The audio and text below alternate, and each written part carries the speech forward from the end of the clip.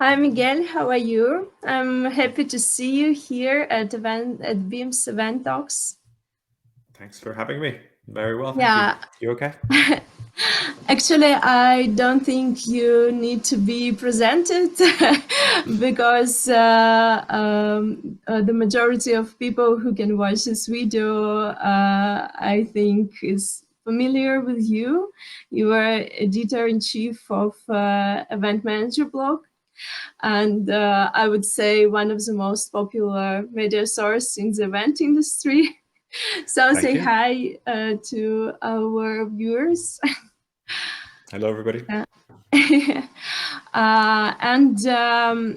However, it's interesting to know how you started your career and how did you come to the event industry. Please tell a bit about that. Sure. Yeah, I don't want to take up too much time with my career, but I actually started in the music industry. I started, as a musician for a while, did production, did all sorts of things around the music industry. And this is in Portugal, where I'm from. And then Yeah. I found the event industry a little bit by mistake. Got involved, did some sort of assisting live events, that kind of thing, for a couple of years, and then decided, oh, this is a good kind of this is a good business to be in, and it definitely was better financially than the music industry. So that was a big attraction as well. Um, Kind of got involved. I tried to open up a company when I was in Portugal. This was like 15 years ago. That didn't go very well. So I went to England to study Mhm. conference and event management. I actually took a master's degree in conference and event management. That was 2 years part time. Worked in bars and shops and things in the meantime, and then I halfway through I got a job at a meeting planning company in California, and that was a lot Mhm. of fun. I was with them for 3 years planning events. Went around all around Europe and all around the US planning events, and that's where I really kind of got my planning chops. Really figured out all the different types of events and different things that the planning, really involves. I then worked for IMEX for 6 years, which was a lot of Oh, fun. wow. I did the social media for IMEX, kind of worked into more the digital content, but always around the community. Also worked with students on the Future Leaders Forum event, which was a lot of fun as well. Um, and then after that, I left IMEX, started my own company, marketing for companies in the event industry and technology companies, DMCs, destination companies, that kind of thing. And then for a year and a bit, I've been editor in chief of EventMB. It's kind of a new role for me, but I've always been involved in event technology and innovation. Mhm. So it fits quite well. And I really like the independent nature of it, where I'm not representing one particular brand, but I'm connecting with lots of people around the world and talking about innovation and technology, which I think is a great topic. Yeah, very global experience. Interesting. So you can say something about event industry around the world. I would think. Um, yeah, and I want to ask. You said that you thought that event industry business is interesting, but what actually did you like about it? What was your interest in the uh, first Uh, time you learned about it? Coming from music, I've always felt when earlier in my career where I felt that music was going to be my path. I was always going to be involved in music in some sense, either as a musician or as a Hmm. producer or engineer, anything like that. And when I first got involved in events, I realized the energy around events is quite similar in the sense that even if you're backstage, you're kind of helping to put on a performance. You're putting on a kind of an event, really. I think you can also say that a music concert is an event. Hmm. There's also that kind of production element, that kind of working with people, kind of having to gel with people very quickly. I think that's also an interesting part of events. You sort of almost form a new department of a company instantly when you're on site, and you kind of have to just make it work. So that side of it really attracted me, and I just figured that it was close enough to events that to music, that I Uh-huh. was okay with it sort of being an alternative career, and I kind of grew out of that. Yeah, I need to ask here, what do you prefer? physical or virtual events, since closeness to music, it's more it's more near to physical events, I think. Sure. I think we've come a long way. I haven't really worked in music for almost 15 years now. So I think it's really hard to choose. I Mhm. think I prefer good events, and I'm sorry, I'm not trying to be difficult, but I just feel like a bad live event or a bad in-person event is still not very good compared to a good virtual event. I think they're very different things. They both involve gathering people together, whether physically or just actually being on the same site or on the same platform at the same time. And I think there's a lot of magic to that. If you can gather people together, keep them focused, give them energy or help them sort of energize each other, then I think both kind of formats or hybrid, where you're kind of getting the best of both or trying to work really well. So I don't really have a favorite. I think if an in-person event is well done and you really make the most of your travel time or the time of being together, I think that's hard to beat. But it's Mhm. easy to get in-person events wrong, and if you do that, then I think a virtual event can be very good as well. Let's get back a bit to EventMB. Could you tell a little history of it? Why it was founded, and how was it? Um, Sure. Yeah, so EventMB used to be Event Manager Blog. It was founded 2008, I believe, by Julius Solaris. Started off as a bit of a personal blog. He writing about the industry. He's always been involved in kind of technology and events and that kind of intersection. And it evolved. I think it sort of was at a time when mobile event apps were just starting off and event technology was going from Excel spreadsheets to registration systems mm, and event management tools. So there was definitely a sort of technical evolution that it followed, and it grew out of that. It started to really become a business, I would say, kind of midway through the 2010s, so like 2013, 14, and Julius is really the person to check on the dates about this. But that's sort of my vision as a viewer, as a reader at that point. That's when it really kind of became more of a business. And then Julius moved to the US. He was based in London. He moved to the US, I think 2015, 2016. And then it really ramped up and became a much kind of more consistent and solid media company doing reviews, reports. They've always done, we've always done reports, but they've become kind of more, and then there's more sponsors involved. And then 2019, Skift, the parent company, acquired EventMB. And yeah, and that was a roller coaster ride. We know that in early 2020, that's when the COVID pandemic hit, and mhm. event tech really had a big boom. So it was a bit of a crazy ride. Even when I joined in February of 2021, still kind of midway or 1 year into the pandemic, event tech was really strong, and there was a lot of new companies, a lot of new funding in it. And so it was a really interesting ride, and it continues to be. I think now we're in a sort of different phase where in-person events are happening again. There may not be quite as much investment in this space. So it's really interesting to follow how the industry is moving, where the attention is, where the money is, and that's what we continue to do on a daily basis. How many people are working in the company? We have the whole of Skift is over 60 people, but Uh-huh. EventMB is a relatively small team. We have, I believe, 6 people dedicated to EventMB, and then we share some resources, or quite a lot of different resources with Skift. So it still continues to be a small kind of team, but more and more we're integrated with Skift, and we benefit from lots of things that Skift offers, experience and resources, etc. Do you have something like global ideas of your work? What uh, do you try do you try to reach by doing this job? Sure. I mean, we try to make our content very accessible. And we know that there's event planners all over the world. We only publish in English, so we tend to be more popular in English language countries, and also across Europe. I think Europe, most people that work in events in Europe have a good enough understanding of English to really be able to read and be able to take information from our work.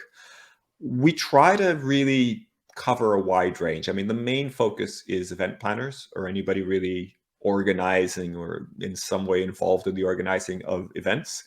But we realize that there's a big range of different people. So we try to make sure that we do things in different areas.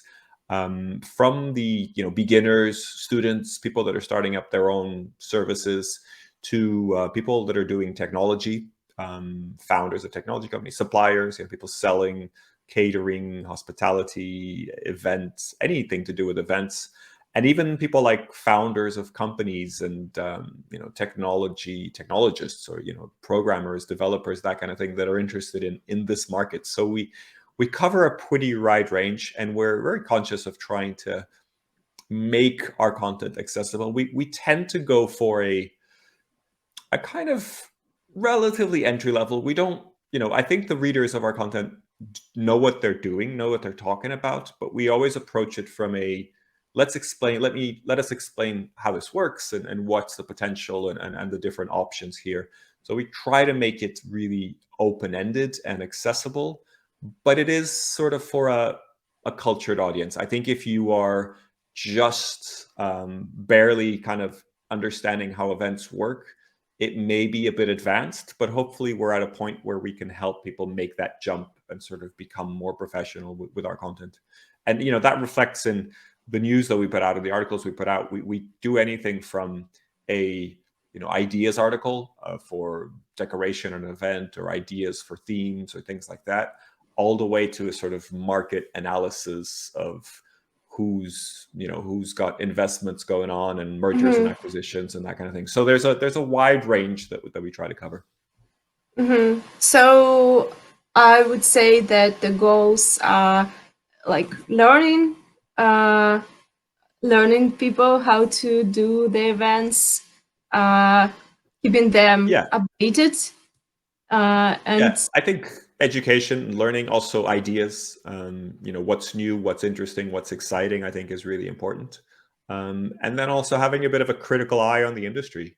Um, we don't kind of publish press releases. We don't get press releases from companies and just put them on the website. That's really not what we do. And there's other people that do that. And I'm not necessarily critical of that, but that's what we choose. We're always very analytical. And it's not that we're trying to be negative towards the industry or towards products, but we always try to go a little bit beyond what the marketing says. So if I get a press release from someone, I'm going, okay, well, why is this important? And why should anybody care, really? And I always look at the good and bad. I think sometimes, sustainability, for example, is a big topic right now. A lot of press that we get, a lot of content that we get mentions sustainability. And a lot of it I don't feel is justified. I think you can say, hey, this product is better for the environment, or it's more sustainable, and I think that's fine. But if you make big claims like we're really making a difference to the planet, and the difference that it makes is minimal, then I'm going to call that out and say, sorry, this isn't right. You can't, like, these claims are not founded. So I think it's really important to have that critical eye and to be a bit skeptical and kind of analyze things and take my conclusions. And sometimes I'm wrong. Sometimes I'll hold my hand up and say I'm wrong. But I think it's important to at least go in with that angle and kind of analyze things for yourself.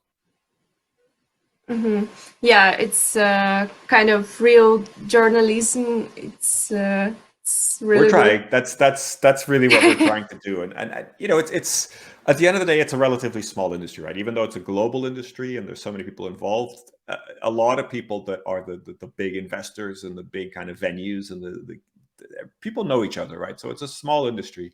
So it's not so easy to be completely neutral all the time and not to have sort of biases come into our work. But we're trying, and I'm very proud of the work that we do. Um, mm, about the information you get and you're interested in from the market. Which contributors are you interested in, like experts maybe from the industry? Whose stories do you want to hear, to tell other people about them? Absolutely. I'd like to say we're open to anybody contributing, but No, ultimately, I read your post about the rules of EventMB, yeah, so you yeah. are not open.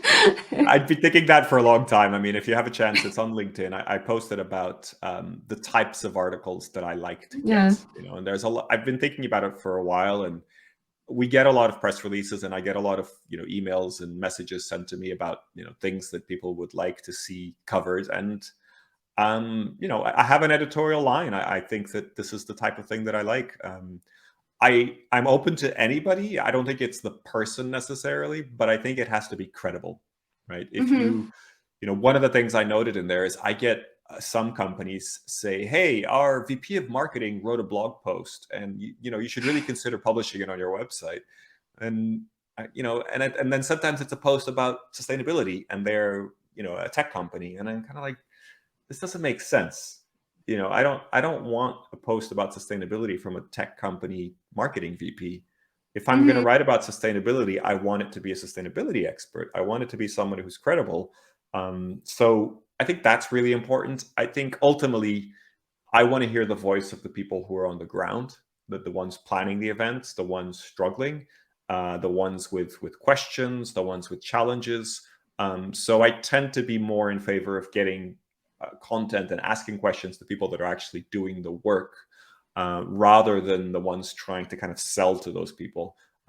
There is value there as well, but I feel like if we can get the voice of the people on the ground doing the work, then other people that are on the ground doing the work are going to respond better to that. So ultimately, I think that's really the voice that I prefer to hear and prefer to sort of amplify through our website. Could you give an examples of uh, three, four examples of the articles you're the most proud of? Sure. I mean, keep in mind a lot of articles, I write, my team writes, or we ask people to write. So we don't tend to Mm-hmm. use a lot of content that sort of comes in, but I like to stay open to that. Um, I think some of the articles that I'm most proud of, some of the articles we've written about things, serious matters like stress in the event industry, like burnout. I think those are Mm-hmm. pieces of content. They don't necessarily pop out in the news. It's not something that hundreds and thousands of people read necessarily, but they're articles that stick around, and they're articles that really touch people, and people go like, yeah, thank you for writing that, thank you for addressing that. So there's that side of it. I'm also quite proud of articles that go into the business of Mm-hmm. event tech and the business of events. So when we analyze a company, when we analyze some funding, we analyze a merger, for example, or something like that, there's some articles we've written I think are quite good, and they're I like it. I like them because they go beyond the press release. They go beyond the big numbers. It's like, oh, this company had this much money invested. That's a big headline. That's nice. But then it's like, what are they going to do with it? What's the plan? How is it going to change the company? Why did they get this money? So I think I like it when we can go a bit deeper, and not every company is willing to share. I think a lot of companies just want to shout about how much investment they got and how amazing their product is. But I can't, like, that's not that interesting. It's like, yes, the number is interesting, or, whenever there's money involved or big money involved, it's interesting. But ultimately, people want to know, okay, well, what does this mean? Like, how are you going to make the product better, and what are you going to be able to kind of get us to do? What are we going to be able to do with the product once you kind of get to where the investors think it's going to be? I think that's really important. And I think the other kind of articles that I'm proud of or proudest of are articles that give people solid ideas. I think it's easy to go and say, oh, hybrid events are amazing. We should all be doing this. And here's like 5 things that you should be doing. But I find that those articles tend to be very kind of vague, and they tend to be very much like, oh, the platform allows you to do this, so you should consider it, right? But actually, I'd like to go a bit deeper than that. I'd like to showcase events that are different and that use technology in really different ways, right? So let me give you a bit of a strange example. We did an article recently about essentially about using old technology, but using it in different ways. And I think that's really interesting when you see an event or any kind of thing where people are using an existing tool but kind of rethinking how they're using it. I think that's really clever, and I think that's really where you get good reactions from people attending. In this case, the main kind of example was a thing called the Octopus. So there was a company that created a sort of interactive experience, and they used a tool that you might know called Typeform, which is essentially a survey Yeah, tool, right? yeah. So it's a survey tool. It's a very like it has a really good UX. It's a really nice survey tool, but it's a survey tool, right? You just kind of go from Hmm. question to question, and there's some logic, and you can kind of jump around depending on which question, how you answer the previous question. But what they did was they made this kind of whole story and kind of world inside it, and they made these videos. So if you answered a certain way, you'd watch one video. If you answer a different way, you watch a different video, and it became this like choose your own adventure kind of story. And it's just really, really clever because it's, I don't know of any tools out there that are designed to create a design, a do it yourself story kind of thing. So they took a survey tool and changed it into that. There was a lot of production, a lot of work in the background. So it's not like you can just sort of jump on Typeform and create your own story and it's easy. Definitely wasn't easy. But I love that idea of kind of, hey, let's turn this around and make something really creative out of this. And so that was exciting, and I think hopefully inspiring people to do different things with their events and to sort of go in different directions. Considering your analytical approach and also your global experience, which trends do you see in the industry? Maybe how everything worked in the past and what we will see in the future. So it's a big question. I think there's a lot of big trends at the moment. We're at a really interesting time where for some planners and some companies, they're just happy to go back to the type of events they did before. So it's this idea of kind of in person and just, a big stage and some nice food and a good speaker, and then, everybody's happy. But I think behind that, there's this kind of desire for attendees to make the most of their time, to be efficient, have a really good experience. And so I think from a kind of event technology perspective, powering that is pretty exciting. Things from like the check-in to the way we ask questions at an event to how we network with each other, and kind of bringing that all together in a seamless experience. I like to talk about kind of invisible technology, when you forget that there's technology there. So I Mm. think that's a big trend, when the user experience is so smooth that nobody really questions, how do I do that, or does the app work, or whatever it is. Can you give And then kind of can go you ahead. give some example of such an invisible technology? Yeah, I think if let's say you're doing the registration for an event, and Uh-huh. if the way you register and the way you check in an event is Hmm. really smooth, that can be really helpful. That can really work really well, and just people feel good about it. And that may involve technology that isn't quite as spectacular.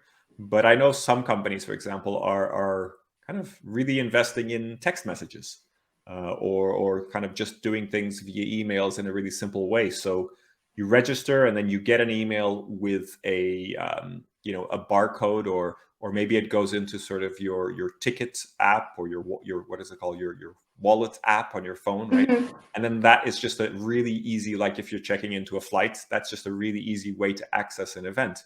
If you can then go up to a machine, scan that, spits out your badge and you're good. You know, you're in the event. That's it. That's, you know, a 15-second interaction. I think that's what people are expecting, right? But when you're involved in the registration and it takes you a long time to register, and then it sends you an email, and then there's a PDF in the email, and then you try to open it and it doesn't work, and then you open the app, and then the app, it hasn't synchronized with your email. You know, those kind of things, they still happen, and they kind of shouldn't be happening in 2022, Yeah. right? You should be really smooth. So that kind of stuff, I feel like, is more important than the really flashy stuff, because then you sort of feel confident with technology. You know, on the other edge, you know, the other end of that is like the metaverse and 3D VR platforms. And, you know, I'm obviously following that, and it's interesting to see the developments. But I haven't found use cases for it that really impress me. You know, I think, yes, you can wear a VR headset and you can feel more immersed and kind of move yourself around virtually and potentially find people. But I feel like it's more just like, okay, that's kind of cool, but does it really help me? You know, as a business person, if I'm at a business event and I actually want to find like 5 people who are here, or I think there might be some people that are really interesting to me, I'm not sure that putting on a headset and making it 3D is going to help me. What I actually need is a good way to find those people easily, or to kind of get those people suggested to me and contact them, and make it kind of simple for us to then jump on a call or just introduce each other via email and say, hey, let's book a call for next week. You know, that's also cool too. I don't have to kind of, especially if there's people at home and people at an event, like trying to force them to then connect during that time feels really weird to me. It's like, I don't necessarily want that. If I'm in person at an event, I want to meet the other people that are there in person. I don't want to sort of stop everything to meet someone online. So I think that there's a lot of functionality that is getting kind of produced and is getting advertised, but ultimately I think we need to think hard about the use cases and getting things to work well. And the same thing applies for any sort of, you know, virtual event technology and hybrid event technology. When we're home, you know, what, like, you know, we're recording this remotely. We're in our different kind of working environments. There's a certain kind of, you know, there's a certain set of needs. There's a certain kind of things that I want around me, and that I want to have access. And in a similar way to the kind of example of checking into an in-person event, when I kind of log in or access a virtual event or an online kind of portion of an event, I also want that to be very simple. I want that to be as instant as possible. You know, obviously there's a kind of credentials sort of thing, but you know, if you can make that as easy as possible through magic links or anything that you can do where you sort of instantly access an event. And when you're kind of in an event, if there's a way to perceive who's there, what you can do at that sort of in that online event, I think those things are more important to me than having a platform that has a million options. You know, I log into event platforms all the time and I see like, okay, there's 15 menu items. There's a chat, there's a Q&A, and there's a polling item. But then there's also a chat for every session. And then they don't connect to each other. And then there's also a sort of group chat if you want to chat to other people. You know, and it's nice to have all those options, but ultimately things break down because, you know, I might get a message from someone saying, hey, let's connect. And I'm like, okay, I don't really know what that means, but let me go and click on this little thing that is shining. And then I'm in this like messaging thing. And then I don't really know what to do next. So, I mean, obviously I'm kind of exaggerating here, but it happens to me all the time. And I think if you're using one system all the time, or it's like the company system and you're always on that platform, it's different because you figure it out and maybe people help you and maybe you kind of learn it. But when you're jumping from platform to platform and every event is on a different platform, there's so much value in good UX, good user experience design, and just thinking that experience really, really well. You know, thinking it all the way through, and sort of assuming no knowledge of technology, which I think, you know, for people that are very used to technology, it's not really like that. But I think it's good to assume that people won't really know anything, and also assume that nobody reads any emails. I'm really not pleased if I get 5 different emails from a platform and there's all these instructions and all these things. I'm like, I'm not going to read that until I log in and I can't do something, and then maybe I'll go back and read it. So, I used to, when I was a kid, I used to play a lot of computer games, and I had this rule where if I loaded a computer game and I couldn't figure out how to play it instantly, I would never play it again. It was just like, nah, no, this isn't for me. And there's exceptions, of course, but I think the same thing applies to any kind of event tech. If I access it and it feels hard, it's really hard for me to then go back to it and sort of try again and kind of force myself to work through it. And I don't think I'm alone. I think a lot of people are like that. Advertising minute here. It will be easier on Beams. Okay. I hope so. That's stop me when I go on these rants, but I think that this kind of stuff is important, and I think that user experience sure. is really frustrating for people sometimes. Yeah. A bit back to EventMB. What do you think the most difficult part of your job? Good question. I think one part that's challenging is just making sure I stay on top of things, and I think part of that is being on social media and in contact with people and kind of understanding what they're doing, what's going on, how they're using tools. But I think what's challenging about that is the people that are in the background, the people that are doing a lot of this work aren't necessarily the most vocal people. You have hundreds and thousands of people working right now on virtual events, hybrid events, in-person events, and they have their heads down and they're just working. And I need to be able, or I need to try my best to understand their challenges. But they're not necessarily on social media talking about their challenges. So I need to try to break through that sort of who's loudest on social media or who has the biggest following to find people that aren't loud but have really interesting things to say. So that is hard. And yeah, I keep trying to kind of improve on that. Let's formulate why event organizers and other people from the event industry should read Event Manager blog. I think if you have any interest in innovation, in the future of events, and in event technology, but not necessarily technology, but that is definitely part of what we cover, then you should read EventMB. I believe we have the most objective coverage of the industry, and we produce unbiased reports on important parts of the industry. We're releasing today the 28th of April, so you might be watching this a bit later, but we might have just released a virtual event tech guide where you have, we've compared 61 different platforms. We've looked at 200 different features on those platforms. There's a lot going on, and we do this for hybrids technology. We do this for mobile apps. We do this for a number of different kind of areas. We also survey planners and event professionals all the time. So we do a lot of work behind the scenes to bring to the surface the most interesting part of innovation and a future kind of look at the event industry. And I hope that you enjoy that, and I hope that you find that valuable. It seems you're a good person to ask something about the future, not nearest, but about 10 years ahead.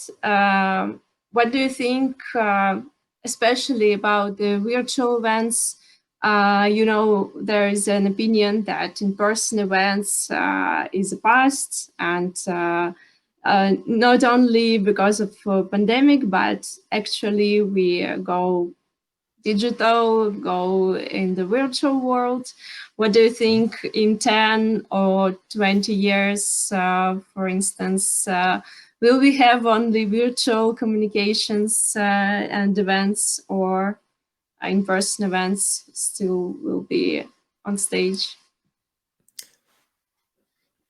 I come from an in-person events background, even though I've always been interested in technology. So I don't believe that the future will be just virtual. I think Mm-hmm. that there's incredible power in human connection. And even with the metaverse, VR, AR, 3D worlds, I think there will always be tremendous value in bringing people together. Um, However, I think that we we should travel less. It's very wasteful to create a lot of events. I think there's the sustainability side. Mm-hmm. So I think the future is more about events that are really worthwhile going to and making the best of your time there. And then most other types of events be more online, more virtual. So I think, for anything around information, anything around training, anything around even some forms of collaboration are actually better online.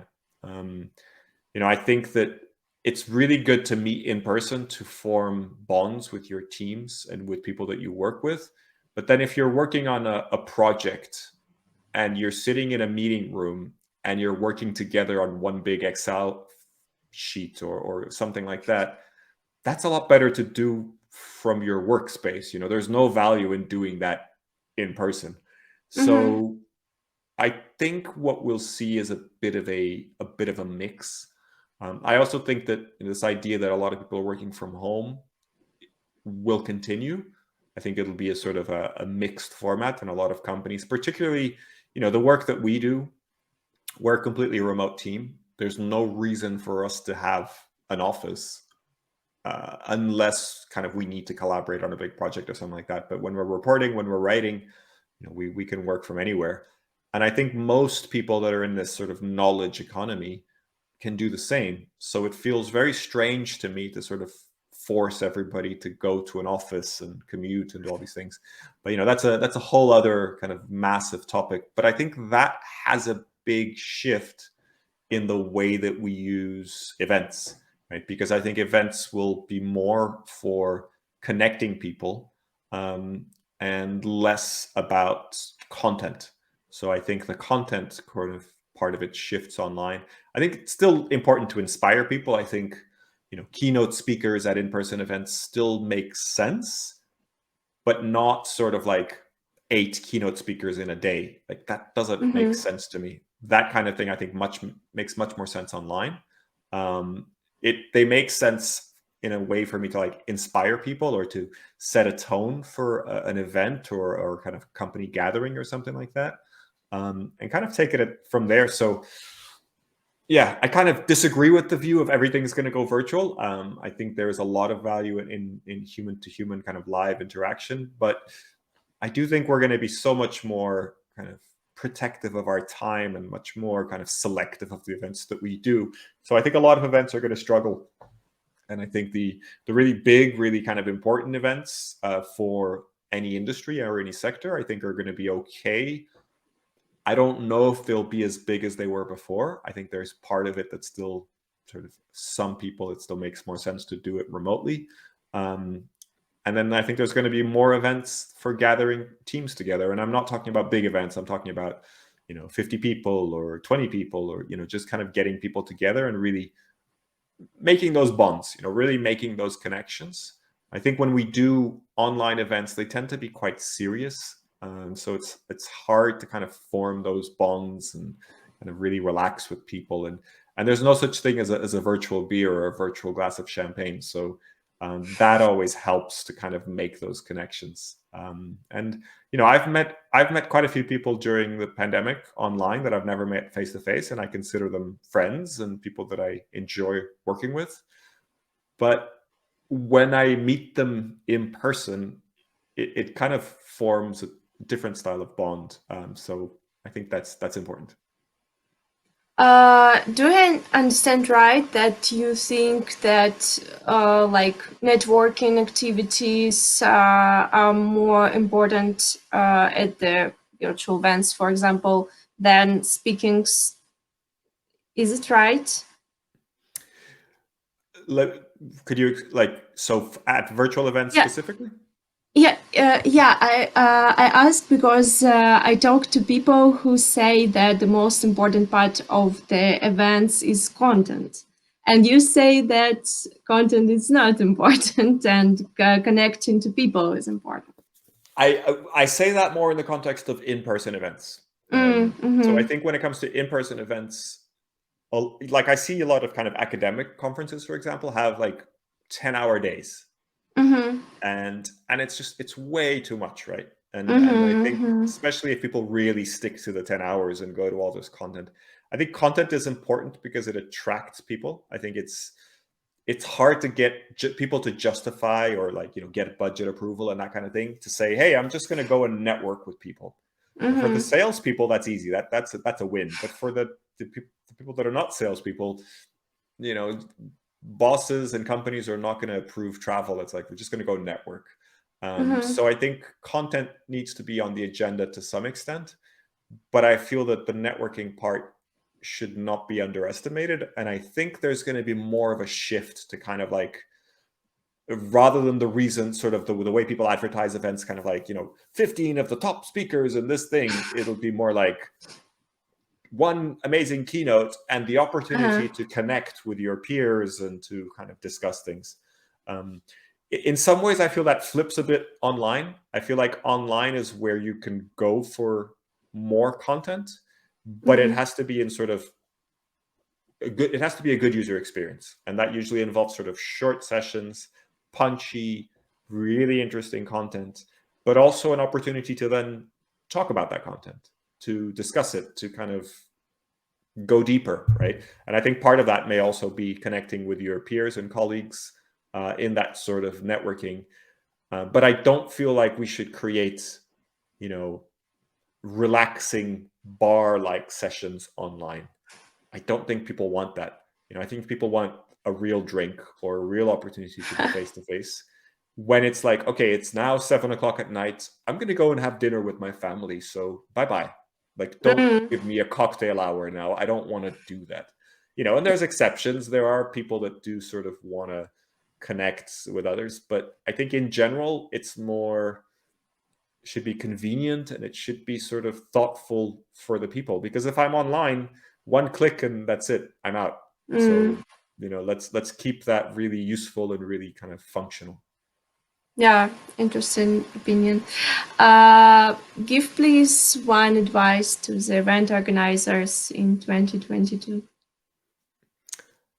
um I think my biggest piece of advice would be to really think of the journey that each different type of participant has at your event. That can be the speakers, that can be the sponsors, that can be the attendees, but really think about it all the way through as much as possible, from the registration page, the marketing you do when they register, the email or however they get kind of confirmed that they're coming. How do you prepare them for the event? How do they sort of access platforms and access events? And this, I mean, we could talk for any type of event, but how do they access the site if it's in person? What does it look like when they come out of the airport or whatever? Or how do they find the venue? And then kind of figure out all these kind of parts of the experience, because I think a lot of planners only go so far, right? And it's sort of like, oh, and then they get to the venue and there's a big kind of book with all the sessions, and there's all these rooms, and they can just go and have a great day and find all this content. And I think a lot of times people appreciate recommendations, people appreciate more kind of hand holding and being more kind of a better user experience. But how do you create that better user experience might be different for different people. And then also, like, even after the event or as the event ends, a lot of events kind of end with a bye, you know go, like, leave now. And that's a bit of a shame, right? It's a bit like, okay, even for virtual events, it's not like there shouldn't be like, okay, I guess you should go now. I think there should definitely be like this is officially the end of the event. Here's some cool stuff you can do afterwards. If you want to kind of connect with people, go over there and thank you for coming and goodbye. And sort of, I think people appreciate an official kind of like, okay, this is it. This is where this is the end now. And but always kind of keep them connected in a way, because there's always kind of future things to do, and especially if it's an association or if it's a kind of a community that meets and has other events, then always make sure that there's a continuation, because it feels like such a shame to kind of end an event and be like, okay, we'll just do everything again in like 9 months and we start promoting the event again. Like, yeah, but those people might want other things in between or other kind of ways to connect in between. So yeah, it's a bit of a long answer, but I think understanding that user journey all the way through is super valuable, and I think something that is not necessarily done by many organizers. Okay, thank you so much. So this is the end of this. Yeah, it was very good to talk to you.